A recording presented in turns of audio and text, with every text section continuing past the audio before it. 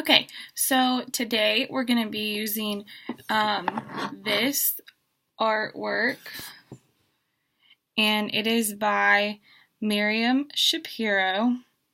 This piece is called Master of Ceremonies, and is from the 1950s. She was an artist back in a very feminist time, so she liked to portray all of her artwork in a very feminist way. So for social studies, I thought we would step back a little bit and go to the 1920s and learn about how women did not have rights until around the 20s when they had the women's rights movements, and learn how men and women should be created equal, because that's what Miriam Shapiro liked to put in her artwork.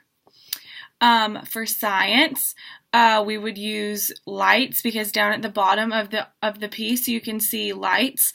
So we're going to talk about how lights reflect and they make shadows depending on where your angles are with your light, and what different objects reflect light and what different objects absorb light.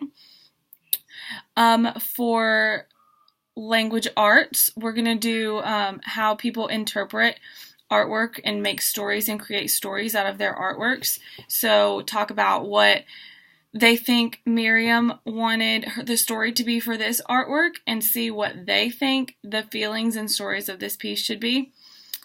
And then for math, we're going to talk about geometric shapes and pick out all of the standard shapes and some of your non-standard triangular, quadrilateral shapes that you don't see very often, and talk about their angles. So, and then an art project that they're going to do is create their own abstract work of art, and it must include geometric shapes, coloring, and painting, and then we're going to have them cut and glue pieces from construction paper to kind of make some dimension and texture, so when we put a light across it at a certain angle, it makes these small shadows across their artwork. So it kind of ties in the science and math aspects.